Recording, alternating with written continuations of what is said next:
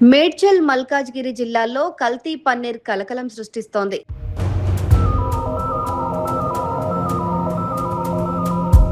చర్లపల్లి నుంచి నాగారం శ్రీకాకుళం బస్తీ రోడ్డు మార్గంలో 2 ఆటోల్లో తరలిస్తున్న సుమారు 200 నుంచి 300 కిలోల కల్తీ పన్నీర్ను పోలీసులు స్వాధీనం చేసుకున్నారు.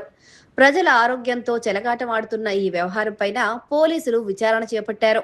మల్కాజ్గిరి కమిషనరేట్ స్పెషల్ ఆపరేషన్స్ టీంకు అందిన విశ్వసనీయ సమాచారం మేరకు చర్లపల్లి నుంచి నాగారం శ్రీకాకుళం బస్తీ రోడ్డు మార్గంగా కల్తీ పన్నీర్ తరలిస్తున్న 2 ఆటోలను పోలీసులు వెంబడించి మరీ పట్టుకున్నారు.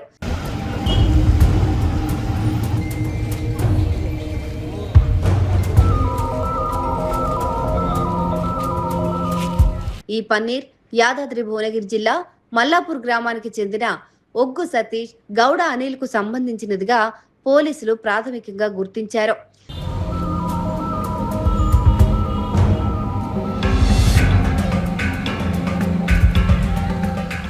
ఈ కల్తీ పన్నీర్ హైదరాబాద్ నగరంలోని పలు ప్రాంతాలకు సరఫరా చేస్తున్నారనే అనుమానంతో పోలీసులు విచారణను ముమ్మరం చేశారు. ప్రజల ఆరోగ్యానికి ముప్పుగా మారిన కల్తీ ఆహార పదార్థాలపైన ఇలాంటి దాడులు కొనసాగుతాయని అధికారులు తెలిపారు.